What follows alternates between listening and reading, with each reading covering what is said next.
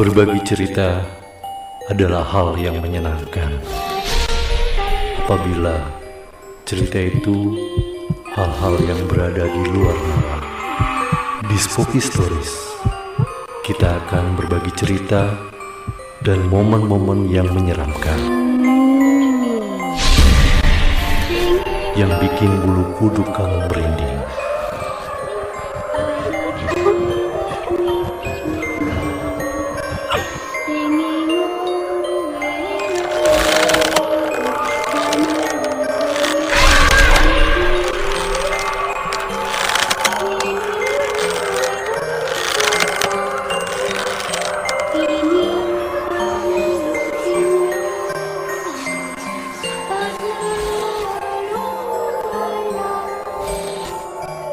Karena ada mereka selain kita.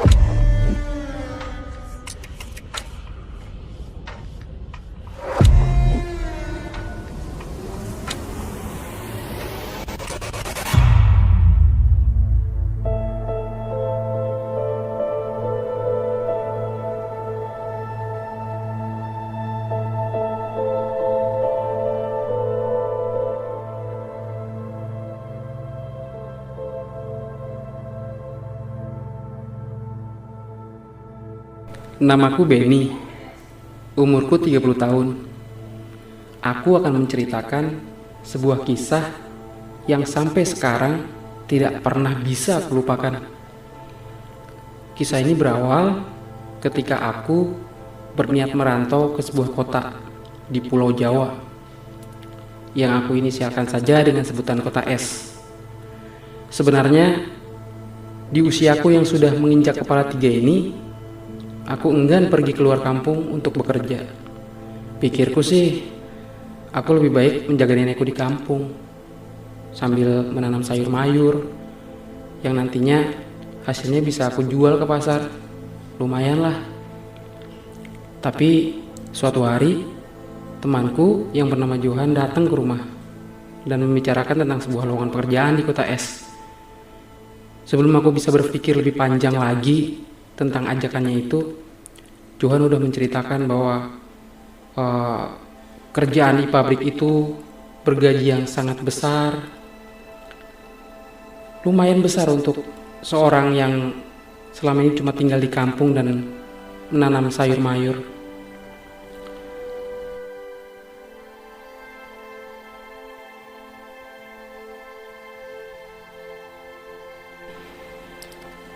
Aku bertanya kepada Johan tentang bidang pekerjaan itu. Johan menjawab bahwa kita nanti akan bekerja di sebuah pabrik batik. Yang saat itu ada di dalam otakku adalah bagaimana supaya aku bisa bekerja dengan gaji yang lumayan besar itu dan bisa membahagiakan nenek dengan hasilku. Maklumlah, aku dan nenek selama ini hanya bertahan hidup dari penghasilan nenek yang membuka toko sembako kecil-kecilan aja, yang hasilnya pun hanya cukup untuk makan sehari-hari. Dan aku hanya membantu sedikit dari hasil sayur mayur yang aku tanam di tanah yang tidak terlalu luas itu.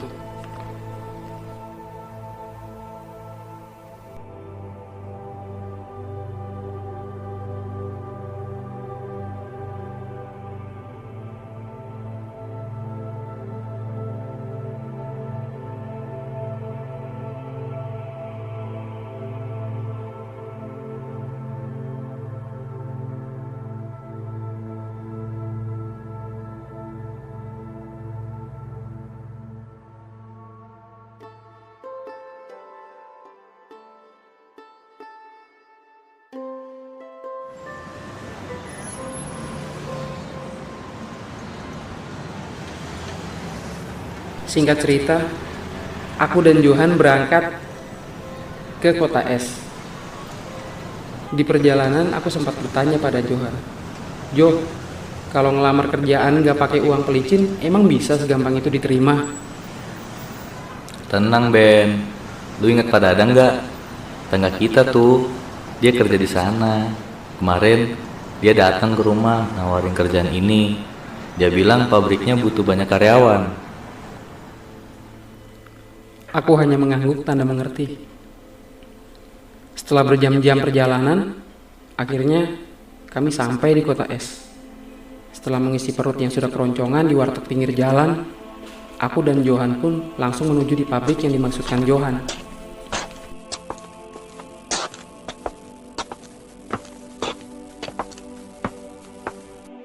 Singkat cerita, aku dan Johan tiba di pabrik itu.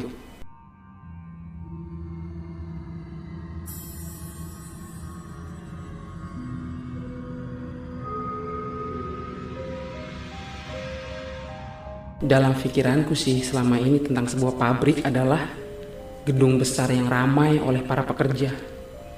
Tapi ini hampir tidak sesuai dengan bayanganku. Gedungnya emang besar sih, halamannya luas, tapi terkesan sepi. Hanya ada satu pos satpam di kiri depan gedung itu. Pak satpamnya juga aku lihat menelungkupkan kepala di atas meja seperti tertidur. Aku juga melihat ada undakan tangga semen menuju ke pintu utama gedung. Terlihat Pak Dadang di sana, sudah berdiri menyambut kami dengan sumringah. Tapi sumringahnya aneh.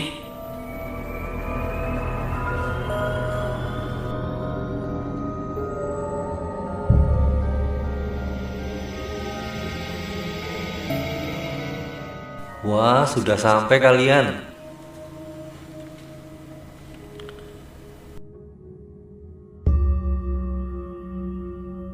Kemudian kami menghampiri Pak Dadang di pintu utama. "Iya nih Pak, baru sampai. Si Johan tuh Pak, udah gak sabar pengen kerja." Lalu Pak Dadang membawa kami ke sebuah ruangan untuk mengobrol, menjelaskan job desk kami masing-masing. Setelah itu, kami ke ruang kerja kami masing-masing. Ya, aku dan Johan berbeda ruangan karena kami bekerja di bagian yang berbeda.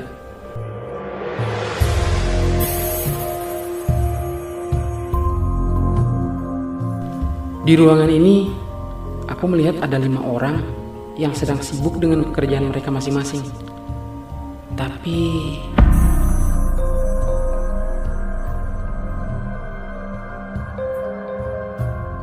aku agak aneh dengan penampilan mereka. Kuyu, lesu, seperti manusia yang keletihan, seperti bekerja terus-menerus tanpa henti. Tatapan mata mereka juga kosong. Aku menghampiri salah seorangnya, lalu aku berkata, "Mas, udah lama kerja di sini ya?" Dia hanya mengangguk, melihatku sejenak, lalu melanjutkan pekerjaannya. Sombong amat. Apa emang pendiam ya, pikirku. Tapi aku gak ambil pusing sih. Lalu aku bergegas mengerjakan apa yang sudah ditugaskan padaku oleh Pak Dadang.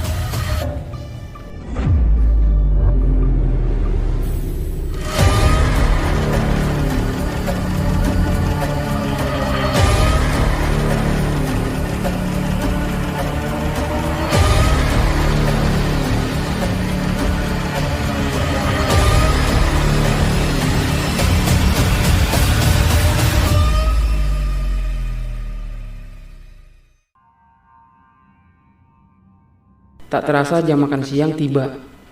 Aku melirik jam tanganku. Sudah 12:30 aja. Kayaknya ngopi enak nih.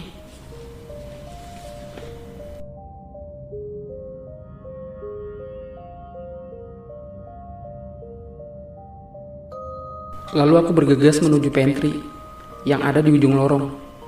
Setibanya di sana, aku melihat Johan sudah di meja, menikmati mie rebus dengan lahapnya. Lapar lu, Jo? Makan kayak kesurupan. Iya nih, nggak tahu. Perasaan kerjaan gak terlalu berat, tapi kok gue rasa capek banget ya. Johan pun kembali menikmati mie rebusnya. Sambil aku menikmati kopi yang aku seduh tadi, aku mengamati sekelilingku. Sedikit merasa aneh, karena tidak ada karyawan lain. Kenapa hanya aku sama Jo ya? Padahal jam istirahat makan siang sebentar lagi berakhir.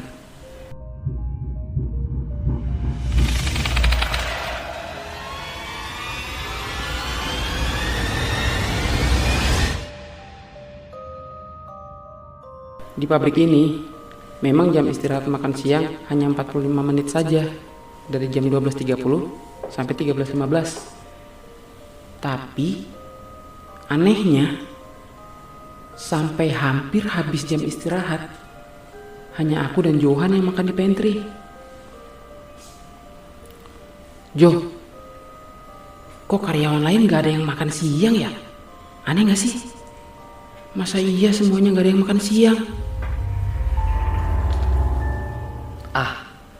Mereka bawa bekal kali, atau mungkin lagi pada puasa.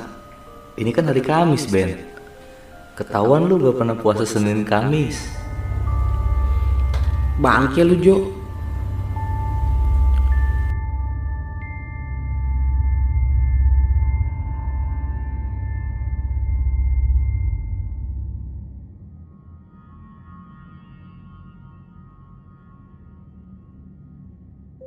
Tanpa mikir aneh-aneh lagi, aku selesaikan makan siang dan kopiku.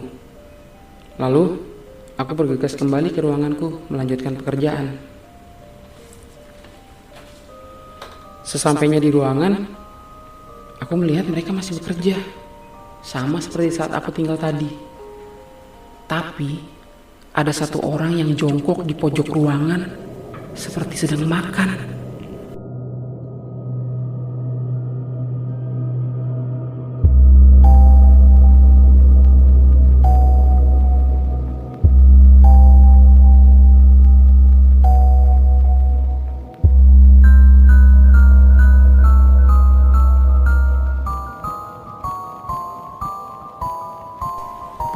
Bukan di piring, tapi di besek bambu. Ya, itu besek bambu. Saat aku melihat ke arahnya, tiba-tiba dia segera berbalik posisi menghadap dinding.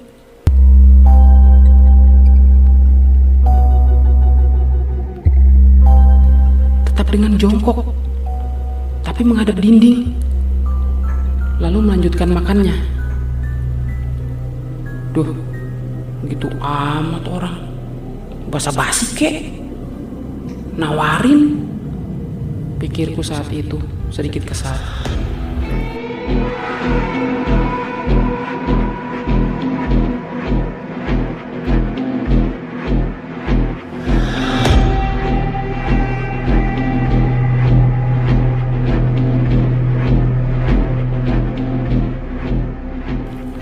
Jam menunjukkan pukul 4 sore. Pak Dadang tiba-tiba sudah ada di pintu ruanganku.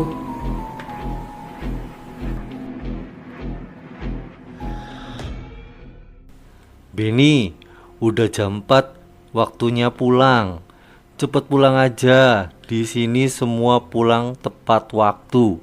Gak ada lembur dari pabrik soalnya. Iya Pak. Ini juga udah mau pulang. Setelah berkata begitu, Pak Dadang lalu pergi. Saat aku berjalan menuju lobi pabrik, si Johan sudah ada di sana. Balik yuk, jam 4 nih. Lu duluan aja ya. Gue disuruh nunggu Pak Dadang dulu nih. Katanya ada yang mau diobrolin. Lah, gue pulang sendiri. Duilah, lu kayak perawan aja, lu gak berani balik sendiri. Ah, kampret lu. Akhirnya di hari itu, di hari pertama kerja itu, terpaksa aku pulang duluan.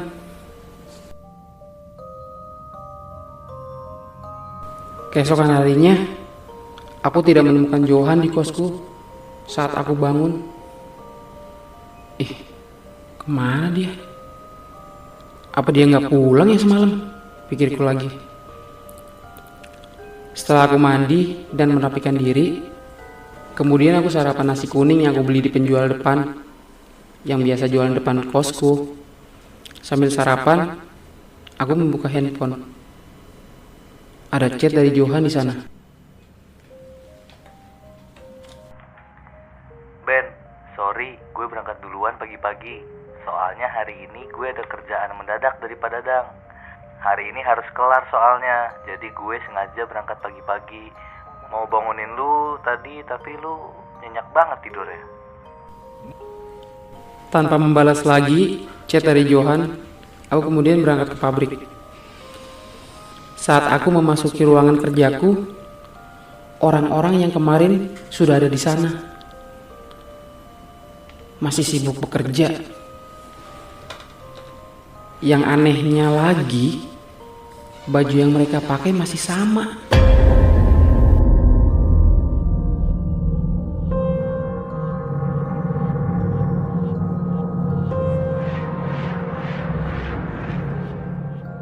Aku inget banget laki-laki yang seusiaku. Dia masih memakai kaos warna hitam lusuh dan celana panjang bahan hitam yang juga sama lusuhnya. Ini kenapa orang-orang kagak ganti baju dah? Katanya gak ada lembur, pikirku lagi.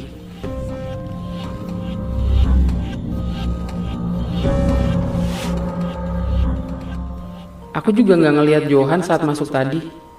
Dia gak ada di ruangannya. Harusnya sih aku lihat dia, karena ruangannya selalu aku lewatin kalau aku harus ke ruanganku. Bodo amat lah. Aku kembali fokus pada pekerjaanku, sambil sedikit mengamati orang-orang di sekitarku. Orang-orang yang sama, dengan baju yang sama.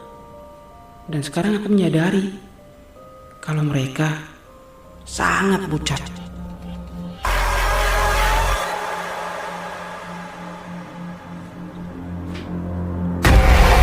Ada semangat, letih, lesu, tanpa energi. Tapi mereka terus bekerja tanpa henti. Dan satu lagi, dari awal aku masuk tadi, aku mencium bau bangkai.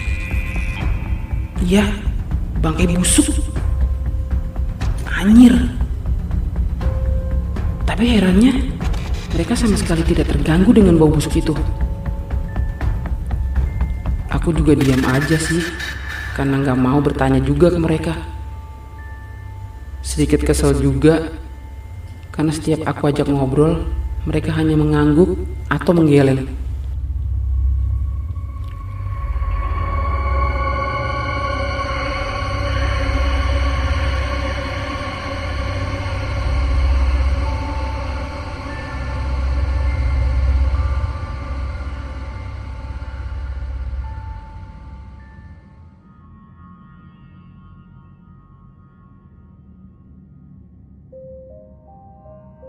Saat jam istirahat siang hari ini pun sama seperti kemarin. Aku menuju pantry untuk menghabiskan jam istirahatku. Biasa, sambil membuat kopi dan makan bekal yang aku bawa. Tapi setelah beberapa waktu berlalu, aku baru sadar kalau Johan gak datang ke pantry. Aku kemudian pergi ke ruangannya, bermaksud mengajak dia makan siang. Sesampainya di sana, aku melihatnya tengah sibuk seperti yang lain. Dengan sedikit berteriak, aku pun memanggilnya.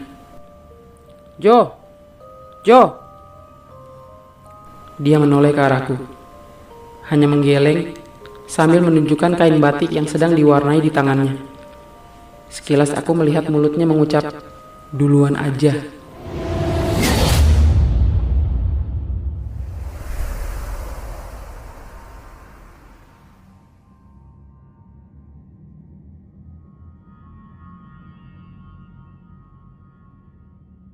Akhirnya aku kembali ke pantry, kembali menikmati kopiku, menghabiskan istirahat siangku. Agak aneh aja sih sendirian di sini. Di pabrik yang seharusnya banyak orang hilir mudik, tapi ini nggak ada satupun. Pak Dadang juga nggak tahu kemana. Nggak ada suara orang bercakap-cakap, cuma suara alat pengering batik aja dan mesin-mesin yang lain. Apa seserius ini kerja di pabrik? Sampai nggak ada yang bicara, cuma kerja dan kerja. Keanehan demi keanehan mulai aku rasakan. Dari yang awalnya aku nggak mikirin hal-hal itu, sekarang aku malah jadi sedikit paranoid. Jadi kepikiran terus dengan hal-hal ganjil di sini. Hari ini aku malah melihat 5 orang di ruanganku. Semua bersama-sama makan bekal mereka masing-masing. Tahu nggak apa yang aneh? Mereka makan dengan posisi yang sama. Ya, makan sambil jongkok dan menghadap ke dinding. Dengan alas besek dari bambu. Aku mencoba mencarikan suasana dengan mencoba mengobrol dengan mereka. Wah, serempak banget makan siangnya. Aku sedikit kaget karena saat aku bicara begitu, mereka semua serempak menghentikan aktivitas makannya.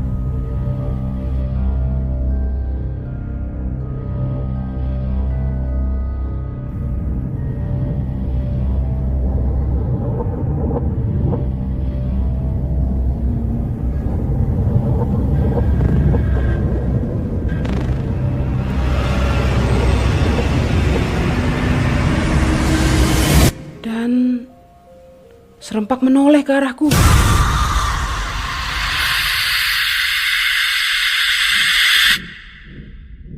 Dengan tanpa ekspresi.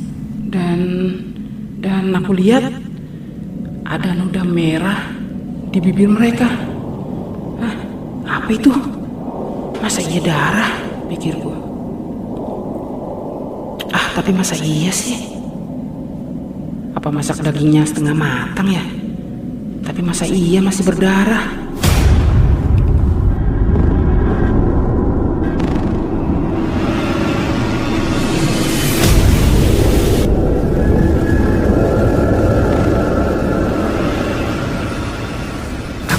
Aku bersumpah, aku nggak salah lihat. Itu darah. Mataku nggak salah lihat, nggak mungkin. Badanku terasa kaku. Aku rasa seketika sekujur badanku dingin. Bau amis menguar di ruangan. Aku ingin menutup hidung, tapi badanku kaku. Ingin lari, tapi badanku benar-benar kaku. Setelah aku bisa menguasai rasa takutku, aku setengah berlari menuju pantry.